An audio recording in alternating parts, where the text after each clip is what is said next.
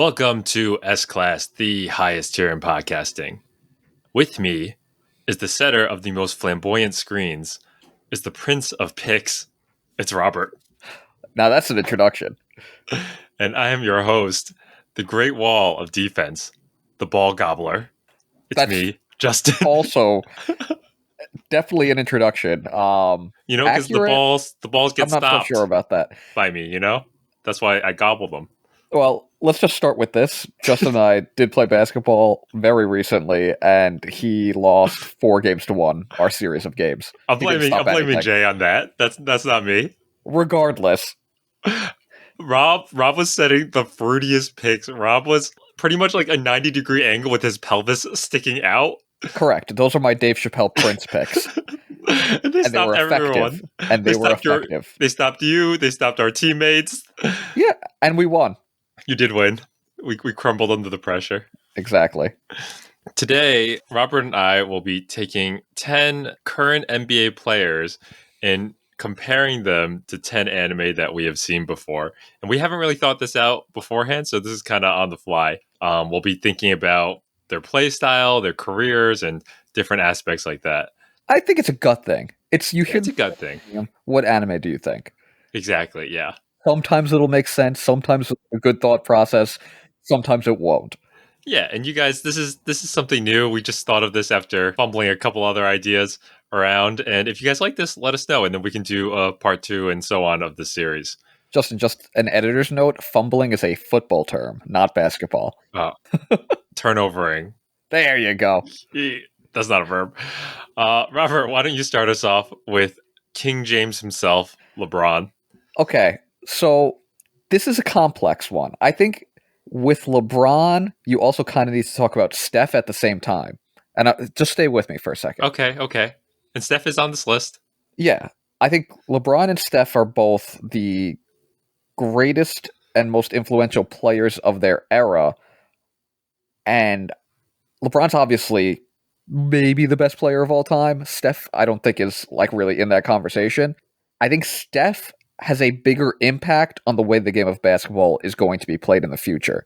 So I have Steph as Dragon Ball, and I have LeBron as One Piece. Because Dragon Ball has the influence, it has the impact. It's not as great as One Piece, but it has more influence on the industry as a whole, which is how I feel Steph will have more of an influence on the way the NBA is played. Whereas LeBron is definitely the GOAT, One Piece is definitely the GOAT. They go hand in hand. Is One Piece necessarily influential in, play style? No, but it has a huge cultural impact, does more than just manga, and LeBron does more than just basketball. You get what I'm saying here? Yeah, I think this is a pretty good comparison. I think the only thing I would think about is if we were to do a part 2 of the series and we were to think of this long term, then it feels like a Michael Jordan might be you get what I'm saying? In this microcosm, I think it definitely makes sense. Right, but we're talking just this era. Okay. Yeah, that's fair. I'll take it. Do you agree with both of these? Do you agree with LeBron taking One Piece and Steph taking Dragon Ball? Yeah, I think Steph he created power levels, he created the Shonen tournament arc, and everyone's just kind of following suit, sort of you have freaking 6'9" guys shooting, you have 7-footers shooting, 3-pointers, and people have changed their entire game plan based on what Steph has done in the last 5 to 10 years. Exactly. And then LeBron's this monster, this once-in-a-lifetime creation that is unstoppable, and you can't even try to copy him. You just have to do your own thing to try to hope to get up in the rankings with him. And LeBron and One Piece both have the longevity. They just keep going. I would say that LeBron's in some ways more impressive than One Piece because the second half of his career is still really solid. Or, we can compare his Lakers post-championship the last couple of years to everything part 2. That's fair, but ultimately, LeBron's still putting up the numbers, and so is One Piece. It's still selling tons of volumes, still selling tons of merch. LeBron just had Space Jam, which wasn't good, but it made money. That's fair. Okay. It's an empire. It's not even just basketball. Whereas obviously Steph has other things going on with his brand, but LeBron is an entity. What part Whereas, of Steph's career is Dragon Ball Super?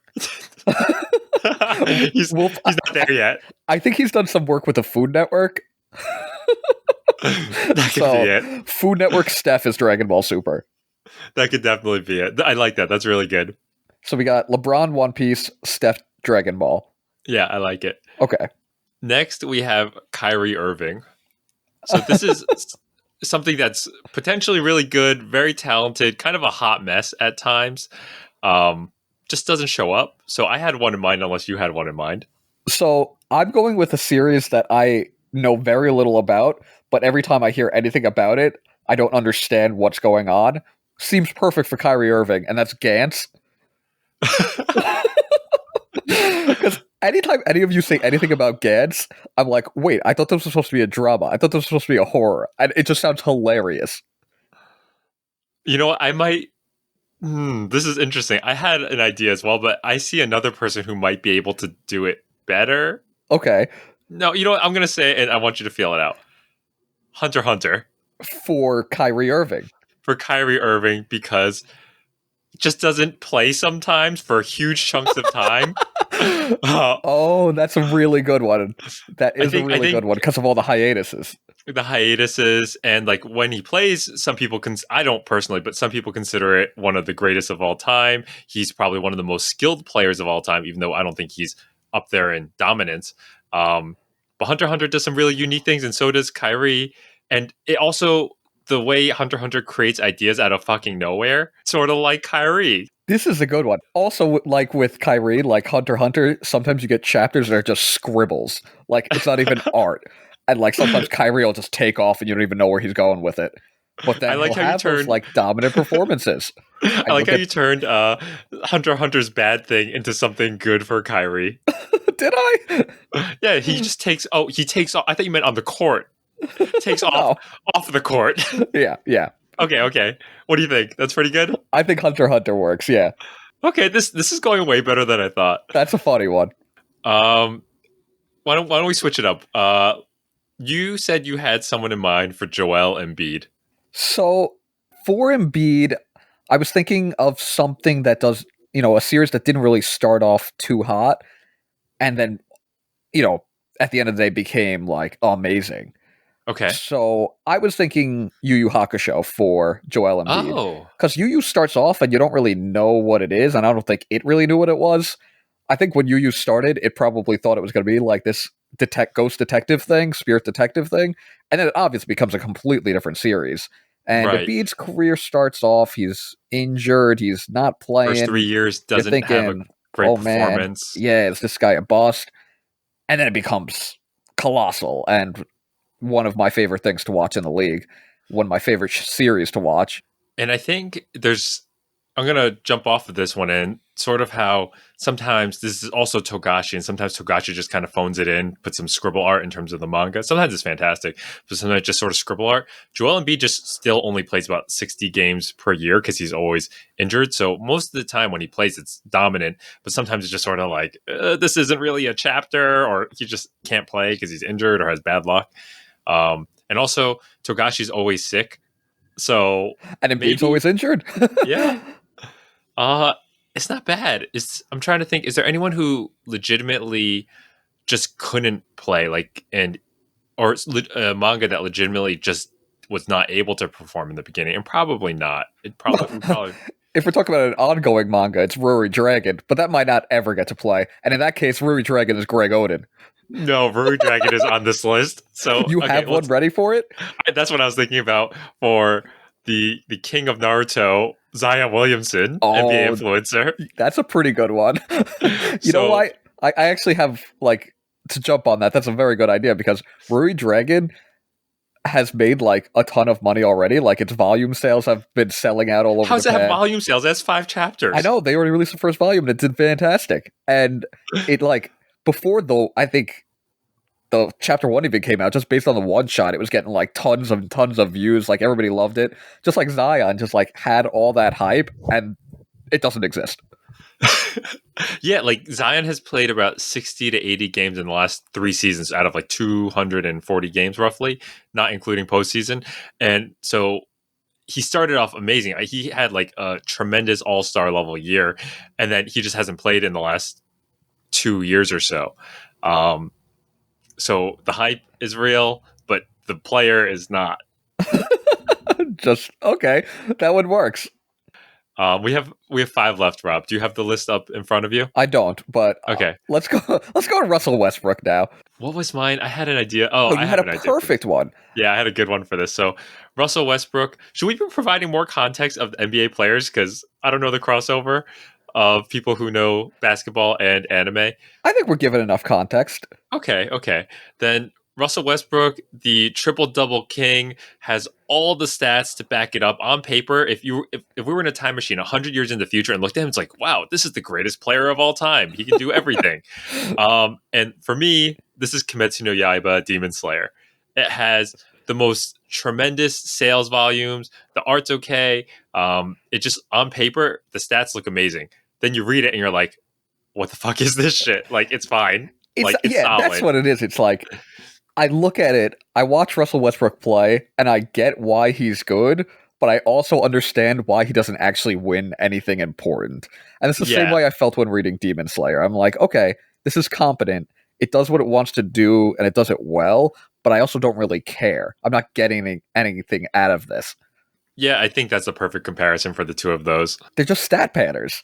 They got the numbers. The stats look great, but in terms of actual impact on the history of both of their, respective mediums, I don't think that people are talking about it in 15, 20 years. Then we have 3 left. We have KD. We'll just jump off KD. Kevin Durant. This is someone of supreme talent, gets butthurt easily.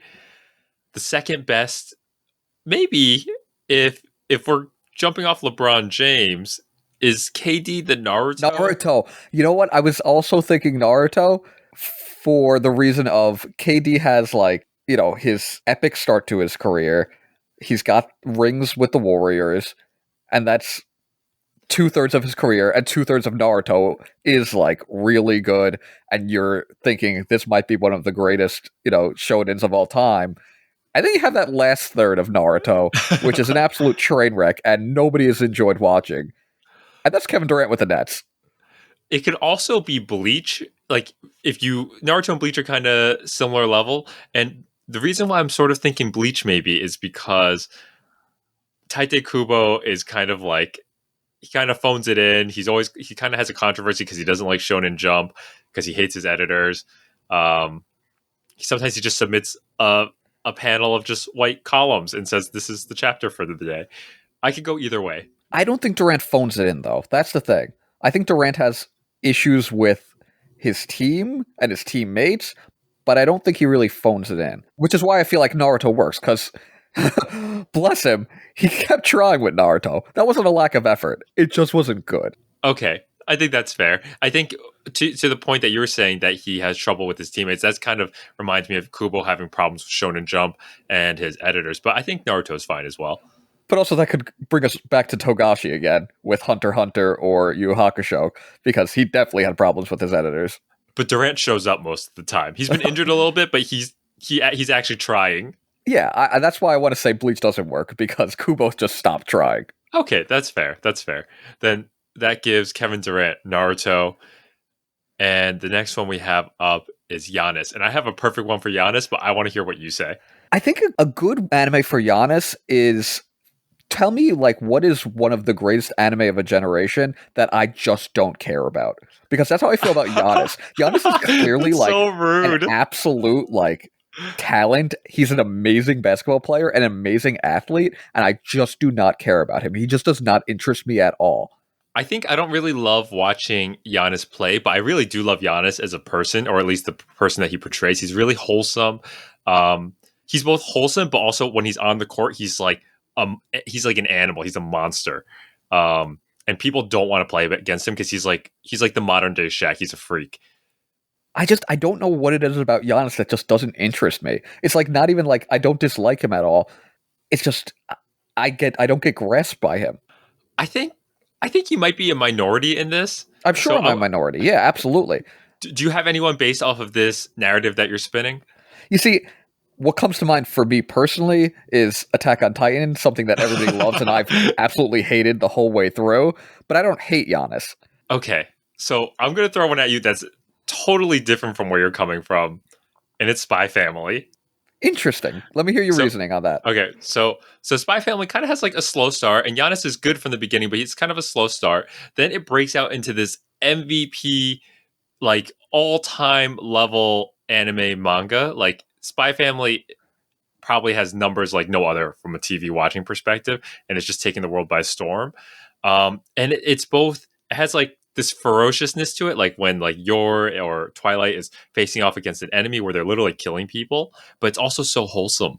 On the other side, and Giannis is really wholesome. Like he makes like stupid dad jokes on his Instagram, or like you ask him why his number is, I think it's 32, and I think the first number is from his mom's birthday, the second number is from his dad's birthday. Like, he's just really sweet guy. Or like Russell Westbrook had a baby, and he's like, "Hey, Russell, can I hold your baby?" Like during an interview, and he's like, "Who's talking to me?" He's like, "Oh yeah, you can hold my baby, Honest." Like he's just a genuinely really good guy. So that's why I was thinking Spy Family, because of its dominance and also wholesome, and the dichotomy of wholesomeness and like violence. I think the problem is I just don't know anything about Giannis, clearly. And I think that's probably testament to the team he plays for. Just obviously not being as marketable as some of these other guys. Yeah, and none of his guys are flashy. Also, like you have Drew Holiday, Chris Middleton, who are all-star caliber players, but no one gives a shit about them. No, and Chris Middleton's a guy I feel like I've been hearing about for 35 years in the NBA, and it's just like always like this. Yeah, he's really competent. Yeah, he's really solid. Like he can take the shot from anywhere, and you're like, I don't care. I'd rather hear about Kyrie Irving, who's maybe at the same level as him, but Kyrie just feels like 3 times more important than him, if not more. It's very interesting. I don't know what it is. Maybe I gotta give Giannis. You know what? I gotta give Giannis a fair shot this season because I do love Spy Family. Yeah, I think Giannis is pretty great. Or even if you just watch him of his interviews, like he's just so funny. I mean, that's what most people do with basketball anyway. They don't actually watch the games. No one actually watches the game. Everyone's just looking at stats and making ranking videos, like essentially what we do. Huh. Maybe we should be a basketball channel. I think this is going pretty well. It might go in that direction. Justin, do you have a bonus player? Because we flew through 10. No, we actually have 2 more. We're only at 8. Oh, okay. Yeah, so we still got 2 more. I did have a bonus ready for you, but I want to hear the 2 we have left because I don't remember. Because I didn't do my research as well as you did. Well, you're just not looking at the spreadsheet. But the 9th player is Nikola Jokic, which I think we're both sort of on the same page about. Oh, yeah. We're going with Sakamoto days for him, right? Yeah, I think so. I think that one's great. Like, we had some reasoning, like, based on the success of a series or, like, the mood of a series. But with Sakamoto days and Jokic, it's just a vibe. It was a vibe. That was like my first thing. It was like a gut check. But then as I started writing out the narrative in my head, I was like, it makes perfect sense. So Jokic is this like all-time level player. But he's so underappreciated. Like no one gives him the respect. And Sakamoto Days is like awesome and so fun to watch. Just like Jokic, like when he passes the ball, does like freaking like Tom Brady ass touchdowns or behind the back. Like it's super flary and fun. But it's also just about this big fat white guy who doesn't look like he's deadly at all, but is just the best. You see, that was just my thought process. Like, I think of him, and then I think of Taro Sakamoto from Sakamoto Days, just this like heavyset white guy that just dominates everyone and is like the greatest in his industry of assassinations, and it works. And we're talking about the 2-time reigning MVP also, so it's like a perfect comparison. He's back-to-back MVP? Back-to-back, begrudgingly against everybody. Wow, that's impressive. Oh yeah, he's definitely Sakamoto. I cut you off before that. Did you have another thought? No. That's perfect. Okay, so the last one I actually didn't prepare anything for, and that is Anthony Davis. Anthony Davis. So we're once again going with, I guess, a series that Anthony Street Clothes Davis. Street Clothes Davis. You see, when I wanted to say Vagabond at first, but I think that's giving Anthony Davis too much credit. Oh, way too much credit. And Vagabond is a masterpiece. My thought process with Vagabond is that you have something that is like great, but it's not going to be finished. For me, Vagabond is... Sorry, go ahead. Yeah, and Davis's career kind of just doesn't really actually exist. Like, he's still in the league and he still kind of plays, but you're never really expecting it. The difference between Vagabond and Davis for me, Vagabond is more like someone who walked out on top. I'm thinking closer to like an Allen Iverson. I know that he didn't walk out on top, but he was only like 32 or 33 when he retired, and he just left because he didn't want to play anymore, and also like he was slowing down. But he still could have stayed in the league another 5 years. And Takiko Inoue, the author of Vagabond, just kind of like ran out of heart to write Vagabond. Whereas Davis is someone who's, in my opinion, just way overhyped, has one championship because everyone who plays with LeBron gets a championship, in my opinion. But like, what has he done for himself? He's never made it past like the second round of the playoffs. Like, if you want to give CP3 shit, you should definitely not be giving Anthony Davis any credit for anything. So, what is a series that is way overhyped, gets too much credit, but doesn't actually have the success to back it up? Is it Boku no Hero? Ooh, that's a good one. Like they put Anthony Davis in the all 75 team, and I was like so frustrated by that. I was like, I don't like Dwight Howard because he's a little bitch, but like he's done so much when he was in the Magic, and there's a bunch of other players who probably deserve that spot, but people are like, Anthony Davis is like this glowing child who's gotten to the playoffs twice by himself ever. That's a good one, yeah. And you have My Hero Academia, which is like something that started hot and everybody loved it, and it's still going now, even though it's like kind of a walking corpse and it's awful, but like everybody's still like, whoa, it was so good at first, maybe it'll get back to being that good again. And where you're just like kind of like clinging to the hope of 10 years ago with Anthony Davis when he first came in the league. Yeah. And with My Hero, you're clinging to those first like few arcs where you're like, okay, this could be like the hot new thing. And you know that at this point, it's way too late for him to be that. And it's way too late for that to happen. But you kind of, for some reason, just have that perception in your head still. Street clothes Midoriya. Street clothes Deku. I think that's a pretty good round out. Rob, do you have how about we each present a bonus modern player? I really feel like we can't have a discussion about the modern NBA without talking about James Harden. That's a good one. I feel like you presenting James Harden, you have an idea who this is already, and I'm... No, I actually don't. I want you to dig deep and see what the career of James Harden makes you think of in the anime world. Oh man, it's such a roller coaster because James Harden is he's the beard. I mean, he's MVP level talent for the first 10 years. He's kind of egocentric. Like, the world kind of revolves around him. Like, no one actually likes the way he plays, but he is dominant. And now he's just kind of fat and lazy, and he's like, I'm going to get back to my former days. Sort of similar to Davis, but way better. And also important to note, he never won anything, Harden. He never won anything, and he also doesn't get injured that often. Like, he's getting older now, so now he's a little injured. But before that, he was like an Iron Man. Like, he played like 80 games every season. He also loves strip clubs. He loves strip clubs.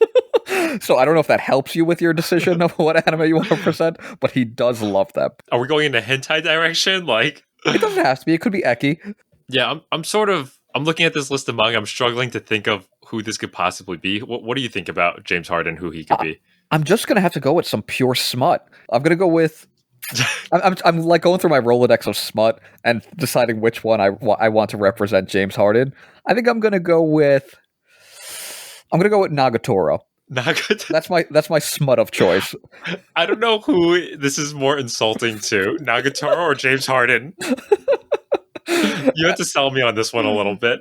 I'm going to be honest with you. I'm just going purely from a smut standpoint, and from James Harden is probably the smuttiest player in the NBA. I guess.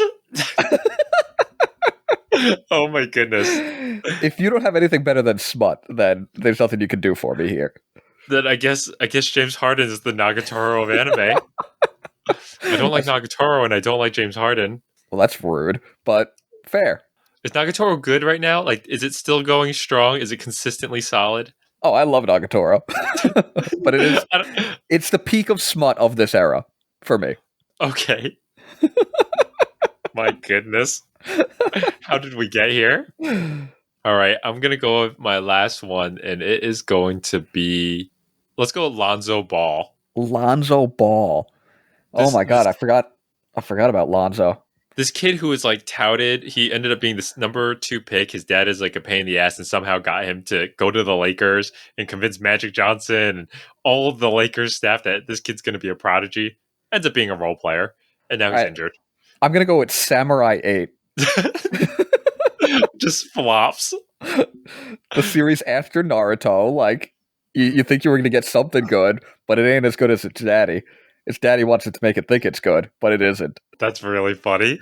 I haven't heard about Samurai 8 in a couple of years, so Because it got canceled pretty quickly. yeah, and Lonzo Ball has been injured on and off for a while, and now he might miss this entire season after missing half of last season. I'll take Samurai 8. Right? It's like Kishimoto's baby, but overhyped and oversold. Nobody actually It doesn't wanted live it. up to the hype. Nope. That's pretty good. All right, guys. Let us know what you think of this NBA to anime comparison. If you guys liked it, if we were totally off base, perhaps maybe on Nagatoro and James Harden or any of the other ones. And if you want us to do another episode, as always, you guys can find us at sclasspodcast@gmail.com or sclass_YT on Twitter and Instagram. And as always, thanks for listening.